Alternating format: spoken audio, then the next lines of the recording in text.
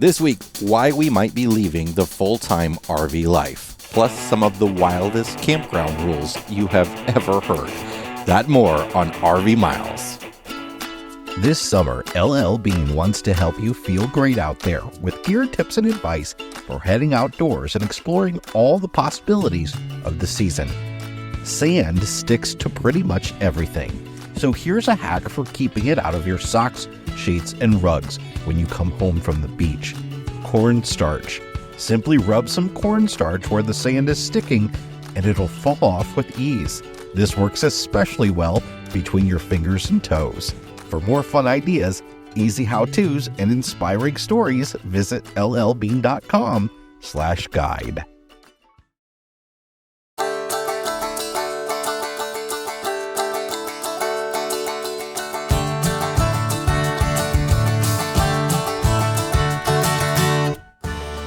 Welcome to episode number 284 of RV Miles. I'm Jason. And I'm Abby, and we are two RVers who, along with our three boys, Jack, Ethan, and Henry, have been enjoying the full-time RV life and crisscrossing North America since 2016. Here at RV Miles, we talk all things RV and outdoors, from industry news to travel destinations, our national parks, and a whole lot more. We are coming to you this week from Talkeetna, Alaska, which is sort of the base camp for folks who intend to climb Denali National Park. It's such a cute little Alaskan river town, and we are staying in the tiniest RV park possible. It's not an RV park. It is 2 RV spaces and a harvest host space at what used to be a salmon center that is now for sale. We are literally parked in a driveway. We are. That has 2 full hookups. I mean, there's 2 sewer connections, 2 30 amps, 2 water connections. And it's just like a driveway like you would have at your home. Yeah. But a very, very small one. But hey, it's $40 a night when the exact same type of spot is available at an RV park just down the road for $80 a night. Now, we lucked out because this is first come, first served, and we rolled in right before, and this seems to be a theme for us, we rolled in right before what became sort of a train of RVs all looking to get in this spot. And one did, and then several came by hoping to be able to take advantage of this for the night, and these 2 spots were already taken. But this place is cool. Like, this is what I was hoping Talkeetna would be all about. There's a really cool ranger station over here for those mountaineers spending time in Denali. The downtown area is so cute. There's a brewery, and we're going to pizza tonight where there's going to be live music. I am loving this place. And tomorrow we are getting on the Alaska Railroad, and we are going out to Hurricane Turn, and we are taking a full day out on the train, which we will talk about in a future episode. And I do promise we are going to get back to our travel recaps, but we thought we needed to do this episode because of last week's newsletter that went out. Yeah, we'll get to that in the second section of the show, but really we sent out a newsletter talking about how we intend to move into a house at some point within the next year or so. Still RV a lot, but I feel like we've talked about that here and there briefly on the podcast, but we're going to dive into it a little deeper here. I feel like at the first of the year, we did dive into it, but we're going to get into a little bit more here. Yeah, we're going to talk about, for those who haven't joined us on the live. And if you're wondering, hey, what is this newsletter? Well, this is Road Signs. This is our weekly Thursday newsletter that goes out to almost 10,000 of you who are interested in knowing what's going on around RV Miles. And if you would like to join that, you just go over to rvmiles.com/mailing list, or I will drop it in the show notes or the description of this video if you're watching on YouTube. We are also sitting inside the ibex on the edge of our bed. If you're watching this on YouTube, you already know that. But if you're not, this is, I don't think we've ever done this in the ibex. I think we have one episode in the ibex. I think that was a live stream. Oh, maybe. I'm not sure. I don't know. But obviously we used to sit in the Sabre all the time because was one of the reasons we got this Sabre. Oh. That's such a great spot for recording videos. I miss that little breakfast bar area so much. Since we are camped in a driveway, not so easy to do here, so we're sitting on the edge of the bed, which is actually nice. Hey, if you joined us for a live the last time we sat on the bed, or maybe it was a podcast episode, you might notice there's some new hats back there. We've added to the collection. Too many hats. Lots of hats. No such thing. A few hats that need to go. A few hats that are... of mine that are like old and dirty. For sure. But Denali they're really good with their hats. Yeah. They've got some good hats at Denali. So we took advantage of that for sure. So we're going to talk about transitioning to being part-time RVers again in the second half of the show. But I wanted to talk here in this section about this set of campground rules that went a little viral.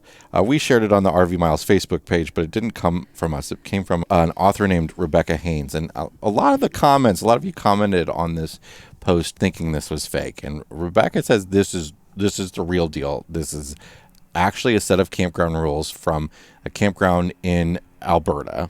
Okay. And she did not want to reveal what the campground was. Have you read it already? No. I haven't read it. I wasn't. No. You asked me not. I asked you not to read it because I wanted to get your reaction to some of these rules on the podcast. But I was just thinking, we're going through Alberta. Yeah, and there's this part of me that wants to message Rebecca and see if she would tell me. If we find this campground, we will let you know. We will have no issue. We will let you know where it is, because we probably won't stay the night once we see these rules. No. So I want to just get your reaction to these. I'm ready. It's so great. Okay.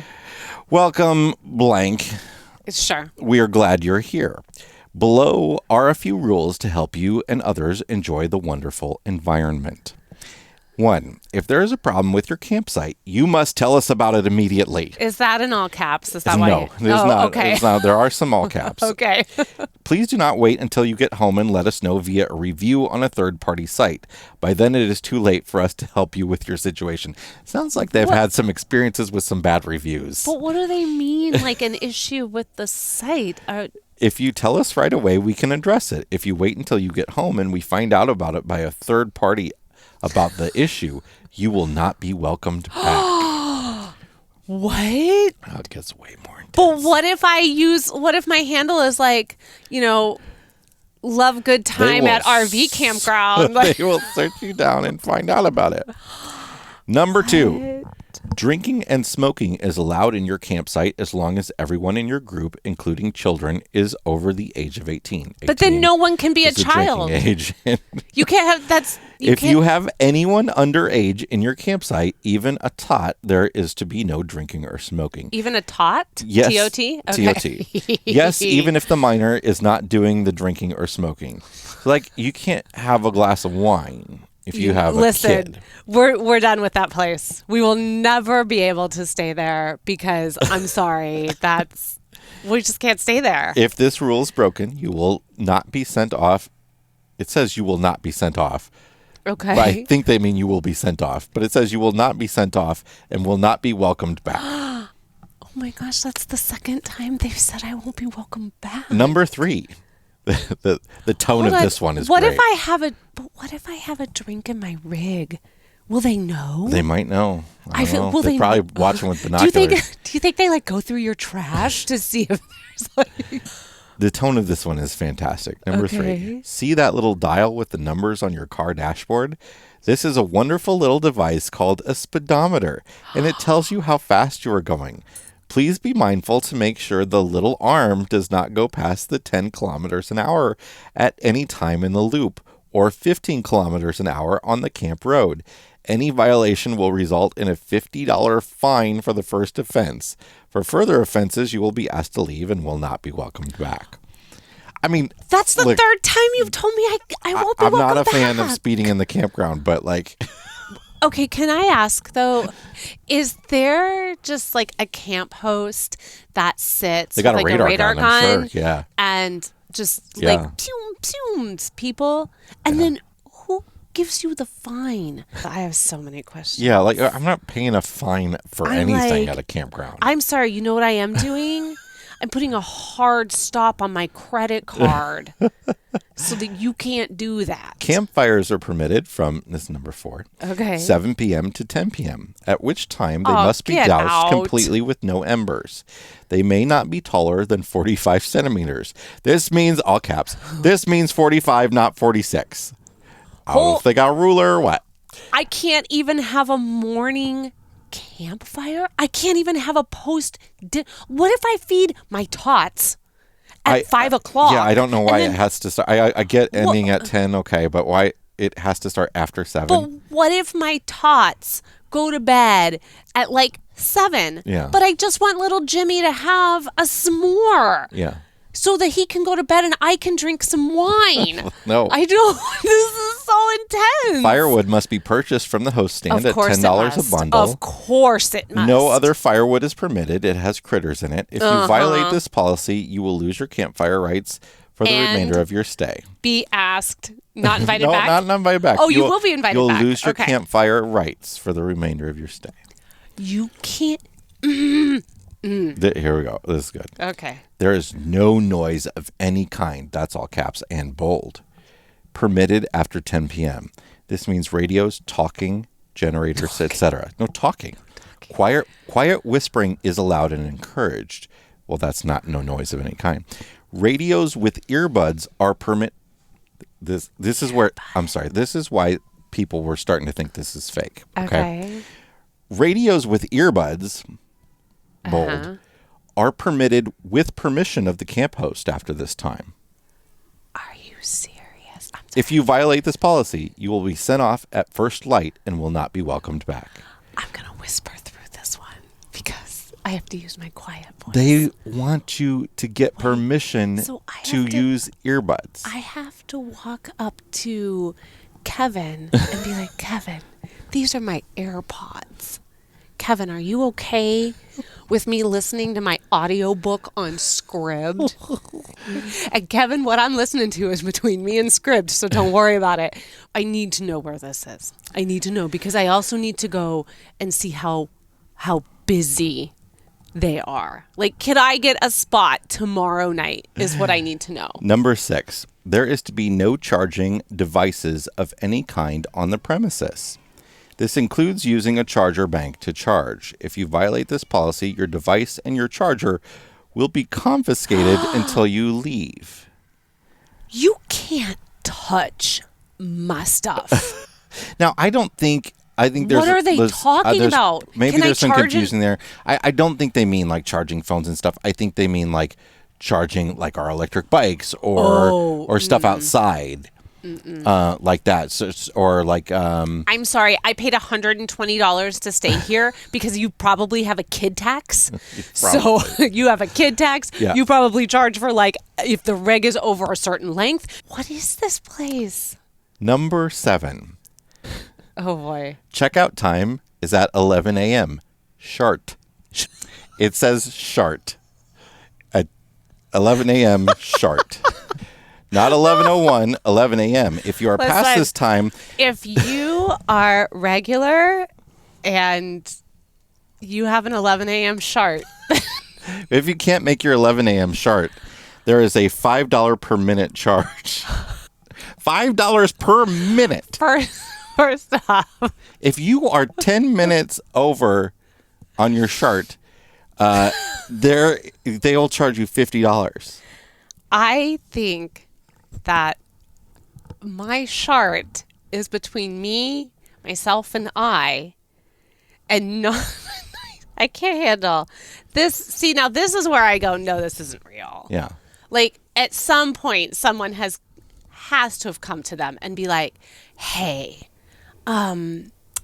do y'all know what a shart is?" I'll say, and if you don't, can I tell you about it? It's just a typo. I understand it's just a typo, but no one's come to tell them that this typo. I will say this is because nobody reads rules, but this is not like something somebody typed out on the internet. This is a photocopy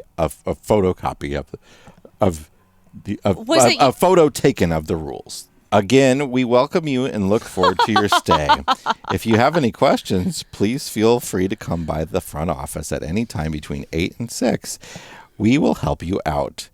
For emergencies only, you can reach us at blah, blah, blah. I don't feel welcome. I'm not. Well, that was Did this person stay there? Rebecca's quote on it was, "We welcome you," says campsite with the most unwelcoming set of camping rules I have ever seen. That is operating at a level, and we've seen some pretty wackadoodle. Oh yeah. And let's just go ahead. There is no way we would go there and not get kicked out. Like, there's just no way. I think we might try with those rules. I'm sorry, but you'd be like, you can't have a drink. You are not allowed to speak after 10 p.m. You may only have a campfire that's 45 centimeters high.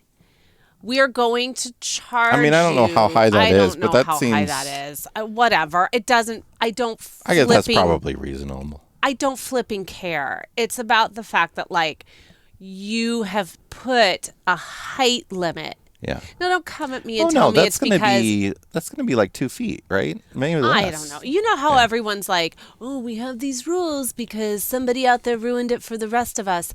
Nobody ruined it for the rest of us. The people who own this campground ruined it. Yeah, sometimes it's just a matter of management. Management. All right, we're going to take a break, and when we come back, we're going to talk about transitioning to part-time RVing. And we'll be back at 11 a.m. sharp.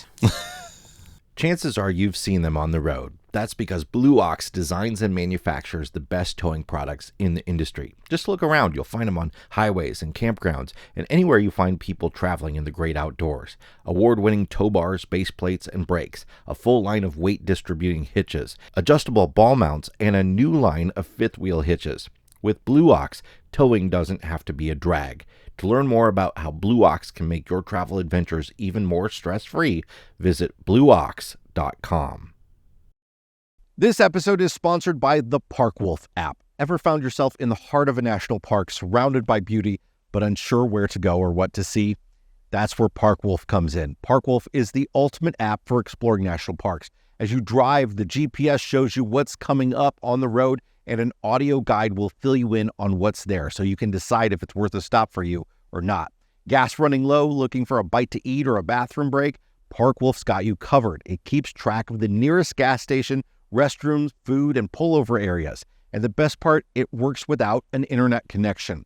And if you're a wildlife enthusiast, you'll love Park Wolf's wildlife maps and sighting notifications. So before you set off on your next national park adventure, download the Park Wolf app for your iPhone from the App Store. It's your ultimate guide to national parks.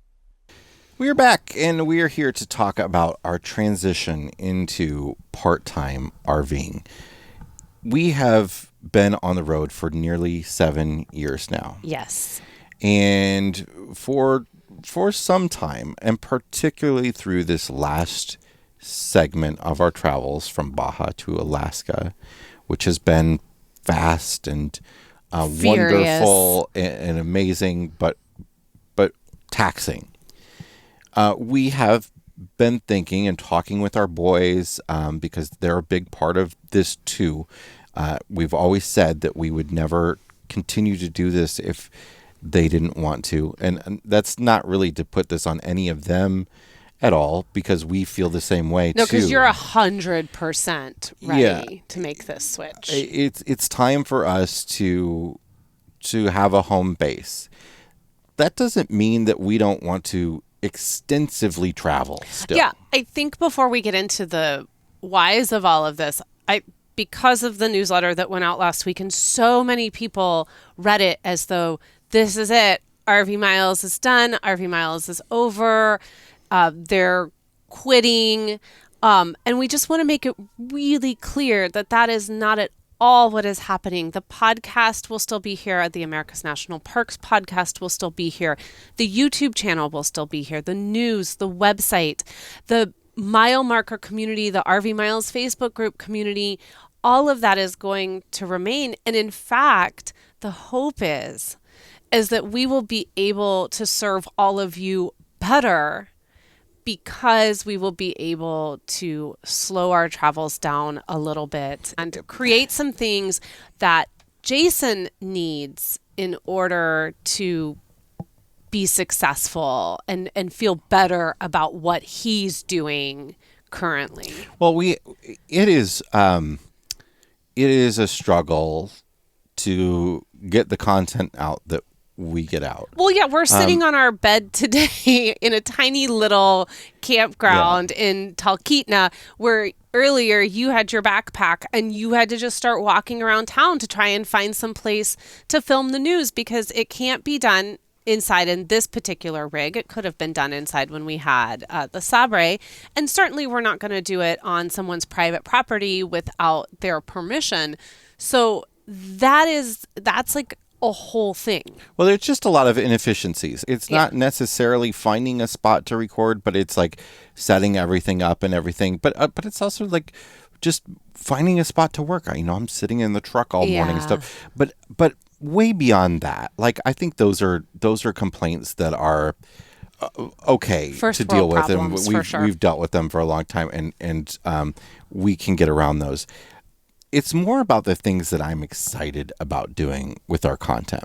I think 1.5% of our viewers are full timers, and I think the few people that were kind of a little bit taken aback by this were the folks that are either full time already or are wanting to go full time, and that's kind of why they've been on this journey with us. And I think there's not much new that we can teach anybody about full timing.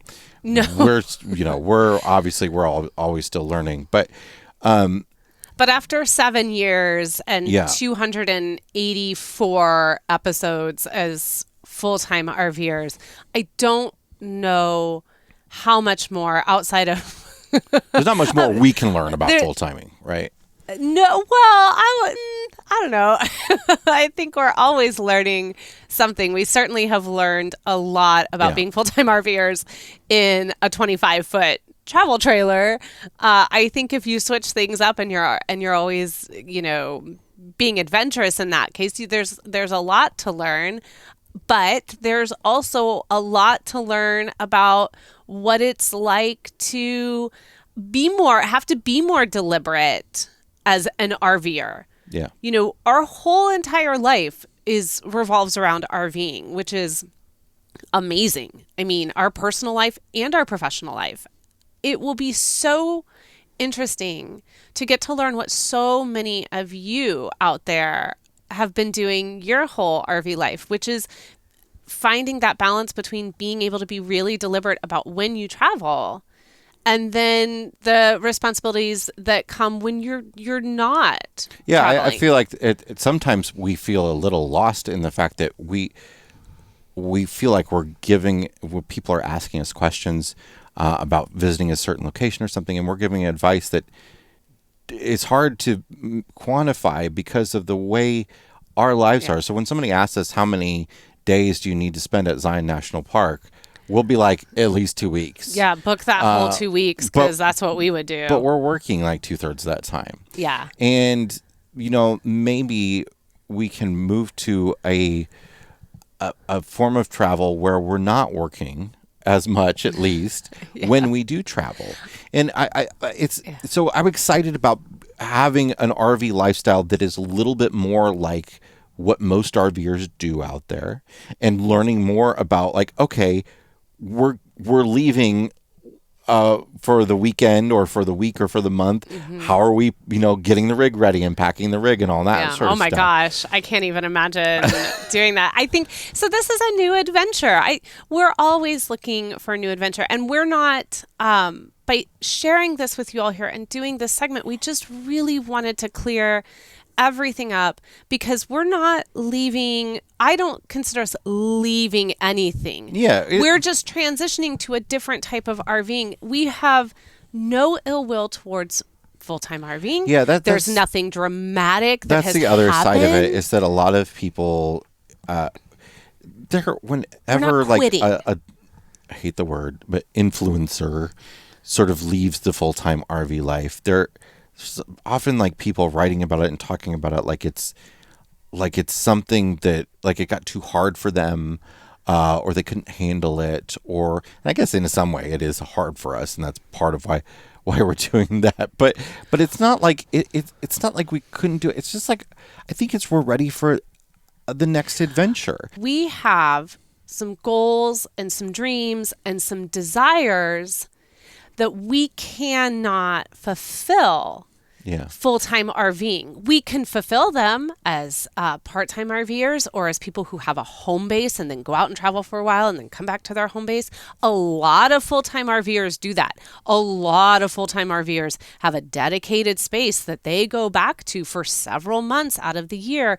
Then they travel and then they come back. Like, that is totally normal to have that. It's just a label.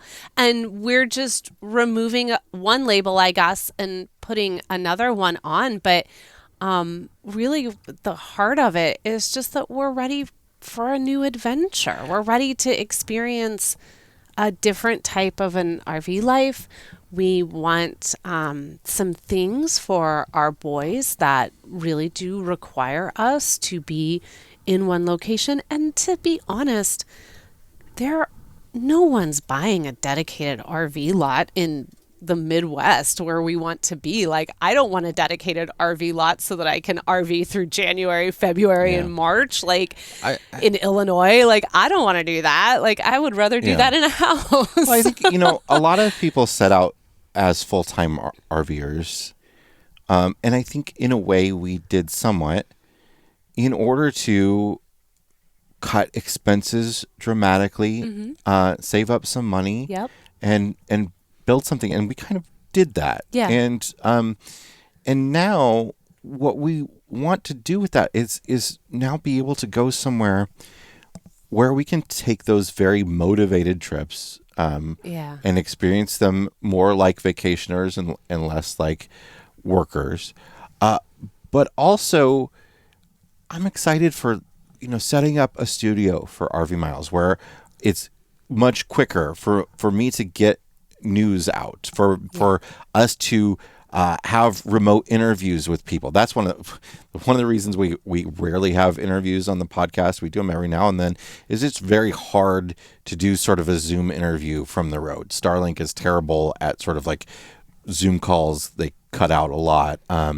There's just never a great place to do them in, and you don't want to sit on our bed and interview somebody. Like, does that feel unprofessional to you? So I want to do a lot more of that. I want to be able to, have some relationships with dealers where I can go do some RV tours and talk with technicians and get input and all that sort of stuff. Be a decent distance from Elkhart, Indiana, so I can go there on a regular basis and do some reporting from there as well. So I think there's a lot of things important to the growth of our business that factor into this decision. And I'm excited because this is really where we need to take RV Miles, because I think that we've taken RV Miles as far as we can take it in the current situation that we're in. But I know that you and I are never content with just status quo. Yeah. We're never content with that. No. I mean, even with buying a house, we want to be different. Y'all, right? listen. We've been talking about hand building our house and all kinds of stuff. Yeah. So what started out as us just looking at what's in the market, because we're going to be moving near my in-laws, near Jason's dad and his stepmom, and we're very excited to get back near family. We miss our family terribly. We are so excited to be such a short drive from my parents and be close to your parents and your brothers and all our little nephews that we have not been able to spend time with, and soon to be a little niece. We want to be with them. And so we've been looking at houses, and then all of a sudden here comes Jason with we could get this prefab. And then we start looking at prefabs and we're like, we could do what we want. And now Jason's like, look, listen, I'll just build it. This is what happened with Bussy. Okay, this is how we landed in full-time RVing. We go to an RV show and we're like, yes, we really like these RVs. Yeah. Like, ooh, we could travel in that Class A. Ooh, that's looking good. Whoa, that's looking expensive. Yeah. And then you're like, hey, guess what? I have skills and I could go buy a bus. But I don't have his time. But what we don't have is time. And that's what I keep saying is So don't count on us building a house. But I it might would say happen. don't count on us not building a house. We'll see what happens. We've already got a piece of land that we really, really want. Designed it in my head. I may have gotten back on Pinterest, just specific. Like, I haven't been on Pinterest in years, and I went into my Pinterest account. I did the same thing. I know. I go in, and my picture is like, my Pinterest picture is literally when Henry was like maybe a year and a half old. And like the two little ones. And all my boards are just homeschool kindergarten and first grade and second grade and about camping when we were just a camping family. And like all this is a whole different life that I do not even recognize anymore. And then I was like, but look, all those years ago, I had started the Chateau Epperbu. Like, and I went in there and I was like, "Ooh, I still like all this stuff." Okay, great. I think too. I think this journey from Baja to Alaska. I mean, it's got me thinking. I was just talking earlier today about like future things like this. Mm-hmm. Probably not as big as this. Maybe not 6 months, but ways maybe 1 that month. we can do similar types of content. I have not been quite thrilled with the way we've been able to film these travels, but I think it's going to come out great. But I would love to have it more premeditated and planned. Yeah. And for us to be able to like go do the Utah Mighty 5 or something like that. That is a huge one for me. Like spend 6 weeks and have a plan for recording it all and I've already got it. I've got 1 month. I've already planned it out. It's 1 month. I've already done the route. This is a big one for me. So clearly you can tell that we are not going to stop traveling. But what is going to be great is we're going to become, I think for the first time ever, truly, truly deliberate about what we do and where we go.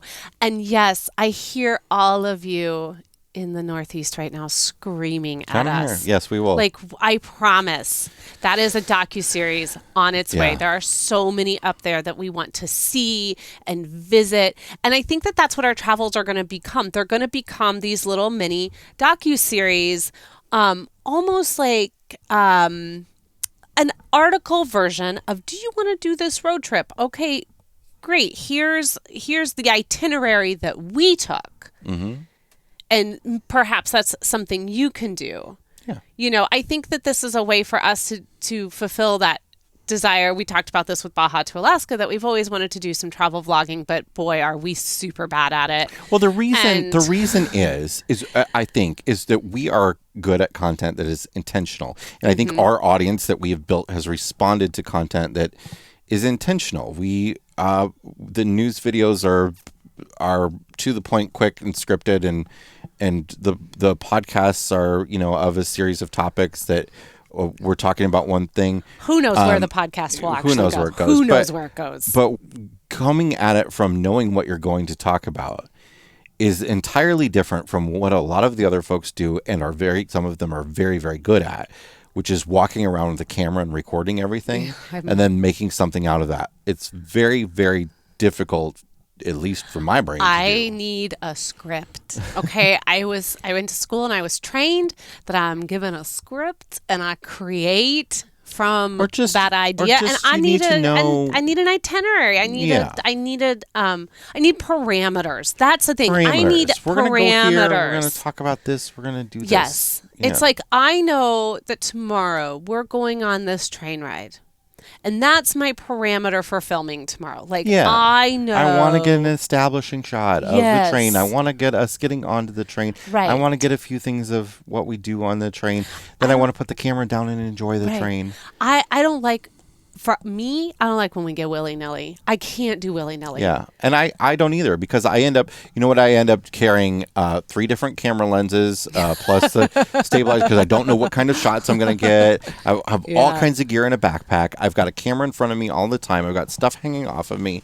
It's heavy, and I'm not in the moment, and I know it's not fun. It's not fun, and it's not fun for us with you either, because I'm wanting you, to be more present with us, and you're not, because you're like, oh my God, I gotta put a lens on. And we decided not to do that a long time ago. We've done that a lot from Baja to Alaska. Yes, we have. But we did a lot of that early on and took a lot of footage that we'd never used for anything, and decided we're not good at that, and decided to make a podcast instead. Yeah, and I'm so glad that we did that, because I thoroughly enjoy podcasting. I do too. I hope you guys do too. Gosh, yeah, don't leave. I mean, I know maybe we're not as cool anymore, because we're just, So I we guess weren't very cool to begin with, and now that this pretty veil of full-time RVing is going to go away, and you guys are all going to be like, oof, those two. I guess the bottom line here, though, is that half of this decision is really based on the business and growing the business. It's not about based on wanting to do what we feel. Taking away from the business. It's like we want to. We have lots of ideas for RV Miles and creating better, more content, growing our team, and we're in a point to do that. But that is hard to manage people and have writers and stuff and do all that from the road. That's a challenge. We can't even manage ourselves. Exactly. Let's be honest. Exactly. And then the final piece, and then it's time to move on from this, is we just need to go home and take care of some medical stuff. And there's a big element of that too. It's time to address a few things that we need to address for myself and Jay and just the family in general. And we want to do that, and we want to do it right, and we want to take care of ourselves in that respect, so that we can continue to enjoy the RV life for many more decades. So most of you actually responded very positively about this. Nobody was actually super negative. Oh no, everyone was sad because they all thought we were going to quit. And I was like, no, I don't want quitting. this to sound like defensive or anything like that. We just wanted to be more clear about our intentions and give you all an idea of where we're going with all this and what you can expect from us in the future. Yeah, which could potentially be some content around Jason trying to build a house. I guess we need another YouTube channel for house building. RV Miles we'll just 0. Call it, the new thing is you just use your names. We'll just call it Jason and Abby. Oh, that's what everybody does now. That's what you do. Fine, I was just called Jason. So anyway, Jason and Abby are going to take a break, and when we come back, we will do our Fresh Tank Black Tank. Be right back. Harvest Hosts gives RVers unlimited, unique overnight stays at over 4,000 locations throughout North America with no camping fees. Make your RV trip more memorable by using Harvest Hosts to spend the night in your self-contained rig at farms, breweries, wineries, attractions, and more. You can even upgrade your plan to include golf courses and private properties to get a total of 8,000 locations to choose from. Get 15% off your first year of membership with code MILES. That's MILES. Go to harvesthosts.com to become a Harvest Hosts member today and save with code MILES. Welcome back. And before we check the level of our tanks, we do want to remind you that we do another podcast, and it is called Detour, and we do it weekly for our mile marker subscribers who are at the $7 monthly level or the $70 yearly level. And this week, I'm not going to say what it is, but it's a little insider baseball. Yeah. What we're going to talk about. So something that you scratched from the news. Yeah. But that we're going to take over to Detour, and we're going to chat about it. Now, if you are interested in becoming a Mile Marker member, your support is then making sure that RV Miles stays independent. It stays that small business that you really appreciate. It gives Jason and I the ability to continue to do all of those things that we just talked about in the earlier segment. And all past detours are available. You can come in and join now and get all of the last, I think we've done 4 or 5 so far. And you can also see our monthly U-Turn podcast, which is the RV Miles recap podcast. And of course, you all picked that we had to go back and listen to episode 1, which we did, and it's just as bad as episode 1 of Star Wars. So there you go. There's a lot of midichlorians. I don't even know what are they called. I can't even. What Anakin have is awful. So if you want to become a Mile Marker member, you could just go over to rvmiles.com/mile markers, or we will have a link to join in the show notes and in the description on YouTube. And we look forward to seeing you over there in that community.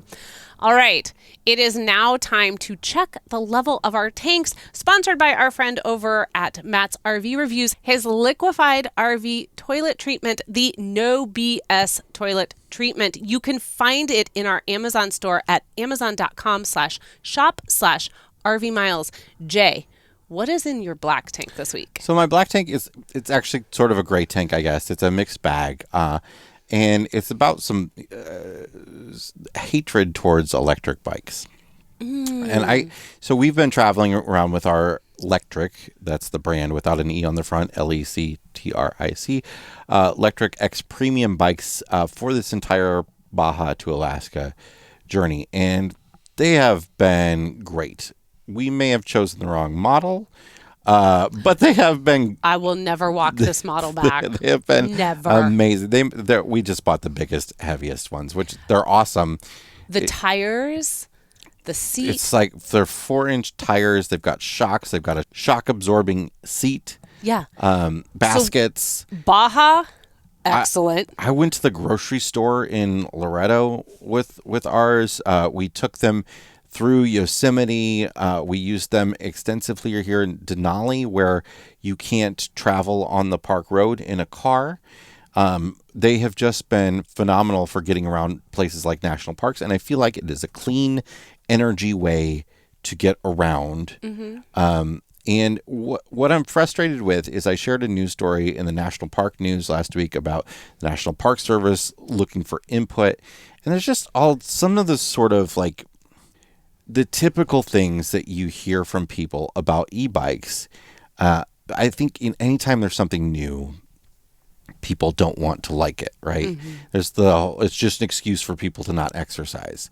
Well, no, I mean, this thing has 100-mile plus range. I'm sorry, my Apple Watch totally thought I was exercising. And you do exercise, and it just allows people that can't travel as far to be able to travel longer. They just allow you to go further than you could go. They allow you to take hills that you might not have been able to take. Not all of us are perfectly in shape beings. And, it's better than driving a car around. I've really enjoyed having our e-bikes. They're fantastic. Now, why this is sort of a gray tank is that I had a decently long conversation with a ranger at Denali, the one who took us on our discovery hike, about electric bikes and about the influx of biking in general at Denali National Park and how it's caused a lot of problems. There have been a lot of really bad crashes in the park, and there have been lots of instances where people run their e-bike till the battery is dead and then want one of the buses that you're supposed to have paid for a ticket for to take them back and not pedal it back and sort of stuff like that. And I'm starting to see sort of that side of things. And like I understand people that don't want them like zipping by them on a trail, but I feel like, I don't know, how many times have I been on a trail that allows any bikes at all? Yeah. Right. But I get that now that there can be a few issues, but most of those issues seem to stem from people renting e-bikes outside of Denali, where they have like bought the like cheapest beach cruiser, not even the right type of bike to travel like a gravel road. And they break down and people run them. People rent them and they haven't ridden a bike in 40 years and don't have any experience and they're riding them and they're crashing and stuff like that going on. I get that. And it's not just electric bikes though, because like they've said since the pandemic, there's been a lot more biking in Denali than ever before. And it's not just electric bikes. It's It's the influx of fat tire bikes, more RVers traveling with bikes, and more RVers traveling in general. Lots of different reasons why there are more bikes up here. So, I mean, I feel like an electric bike should be treated sort of as a vehicle, and that, you know, it should be allowed on roads like a vehicle because it is a clean, safe way to travel. But I really liked what they did at Denali. Like when we stopped at that checkpoint, because we camped in the past the road closure. So in the back country. There's a road closure where only buses can go after that point for most of the park road. But if you have a reservation at one of the couple campgrounds past that point, you can drive in just to get there to your campsite, and then you have to leave your vehicle parked until you leave, but you can bike. And as you come in, the ranger gave us a bike safety talk and gave us a sticker. Stickers are awesome, by the way. It's a really great sticker. So I put it on the back of Bexy. It's a good sticker. Yeah, so I think there are some growing pains that are going to come with this, but you can't, the idea that we're just going to sort of ban e-bikes in places because we don't like them is really silly to me. At the same time, I know there are bikers that are I was in the electric bikes Facebook group for electric brand, and there was somebody that was saying that they had the first person get really angry at them for riding an electric bike on a bike path, and they were really concerned about it, and they felt bad, and they were like asking if they did anything wrong, and somebody finally asked how fast they were going, and they're like, well, it's just like 27 miles an hour. Like, you don't do that. Those sorts of speeds are not for a bike path. Even if you're like a road bike rider, they can get up to speeds like that.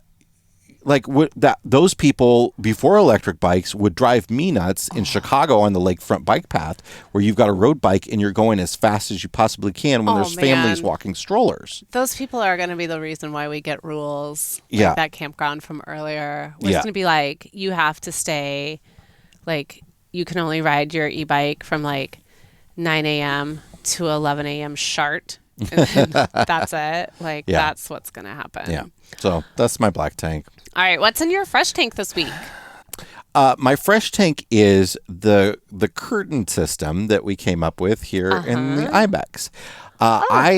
I struggled for a while as we were moving into the Ibex to figure out a way to hang curtains, because we knew we wanted to create a space for Ethan. Ethan has the dinette area, which is permanently a bed for him. We don't convert it into a dinette. And there is no separate bedroom here for Abby and I, so we wanted to have curtains to block off the bedroom as well. And I wanted to do like real curtains and find a way to do it not in a sort of a homespun crafty way. I wanted it to look like professional and nice, right? Even though we did some other sort of homespun crafty things in here. This will be like when we build our house. It'll be like professional and nice and homespun crafty. Crafty, crappy, whatever.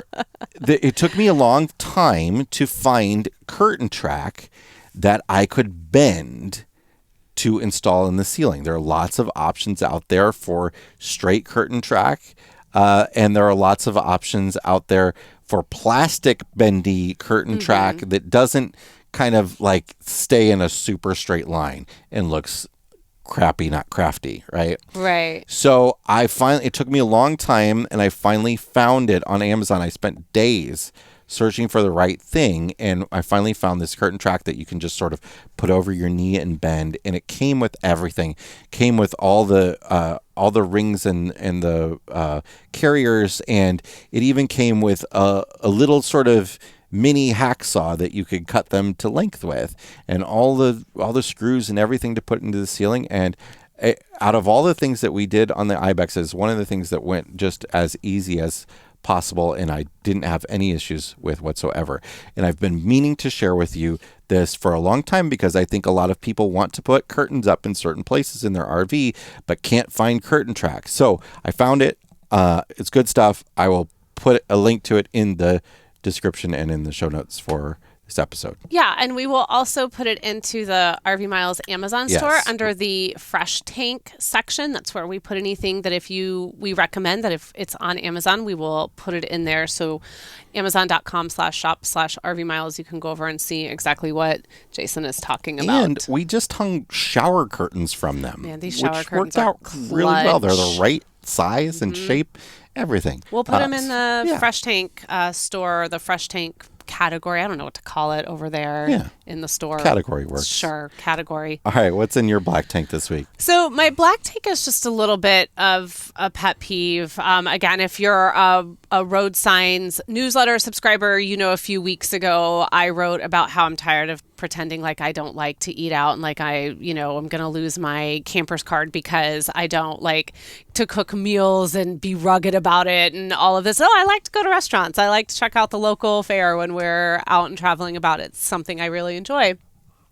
What's been really frustrating is a lot of times we will look at places, and sometimes, especially when you're traveling in more remote areas, you can't always get a chance to look at a menu before, but you can kind of get an idea of what can be offered. And I've grown really frustrated because, as a lot of people know, I try to stick to a fairly paleo diet, and but really specifically gluten-free. And it'll be like, oh, we have gluten-free options. And I'll be like, okay, great, let's go eat there. And then you get there and they're like, we have chips and salsa. Or you could order our like $60 steak, and get yourself like some veggies, and fine. But it's like, no, we have gluten-free. We're a gluten-free restaurant. We have gluten-free. And then you go, they're like, yes, here's a side of green beans that we call gluten-free. Or you could get a salad. Would you just like a salad? Or when they don't know, like our friends that we travel with, one of their daughters has a dairy allergy. Yeah. And they're often asking at a restaurant about the hamburger bun. Does the bun have any dairy in it? Any milk? And they don't know. They don't know. They don't. There's so often they just don't know. I know it's very just order the steak, Abby. Or, hey, why don't you cook at home? I don't like to cook at home. I like to go to restaurants. And I like to go to restaurants that say they're gluten-free and then show up and be able to enjoy something that's gluten-free. It's very base level. But the last few times, when we went over to the brewery last night, I giggled because they had the gluten-free symbol next to chips and salsa. Yeah. And I was like, and then the whole rest of the menu, none of the entrees had a gluten-free symbol next to them. Especially here in Alaska, where half the entrees are fish everywhere. Well, it's because the problem is that all the sides that they offer are not gluten-free. Yeah. So even the French fries there were not gluten-free. Yeah. So they batter them and fry them up. And so it's difficult, but it's fine. But it'd be just great if they were honest about their offerings. I just want a burger so bad. Well, with a gluten-free bun. That's my thing, though. I mean, I'm trying to eat gluten-free with you just to support you, and I'm generally not a fan of fake stuff. I know you're fake not. Gluten-free stuff. So the bread, I don't think I've ever had gluten-free bread that I was okay with. Oh, I've just gotten used to it now. I 2 thick slices of gluten-free bread the other day and made it into a peanut butter and jelly because I wanted a peanut butter and jelly so bad. And I was like, I don't care. I don't care what this bread tastes like. I don't mind it toasted. And some of the crackers have been okay. Yeah. But I don't mind it. Anything that's not risen. But there have been a few things. But for the most part, I'm just like, okay, I'm not going to get a burger then. I'm just going to get something else, or I'll get a burger without the bun. That's why I get nachos everywhere we go. Although I'm excited tonight because we're going to go to the pizza place here in town. You have gotten nachos everywhere we go. I know. Way since before you went gluten-free. I was gluten-free before gluten-free was a thing, okay?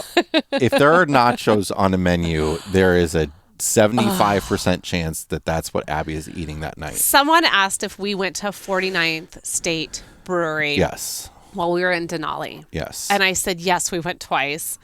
And they were like, oh, the food's so good there. And I said, yes, I ordered the nachos twice. I got a steak. The nachos were so good. You got a steak? I thought you got a halibut. You didn't get a steak. I got fish. It was good. Okay. Well, I'm going to ask me what's in my fresh tank because you're not doing it. Sorry. Hey, Abby. What's in your fresh tank this week? So continuing with the food theme, I want to recommend a cookbook that I actually have been able to use and cook out of here in the RV. It's called Paleo in 28. And I really like, so Paleo in 28 days. It's got a lot of really simple, really easy recipes in it that are a lot are under 30 minutes. And it's only 5 ingredients. All of the recipes only use 5 ingredients, which is what really attracted me to this cookbook because of being an RVer, having limited space in the fridge, having very limited counter space.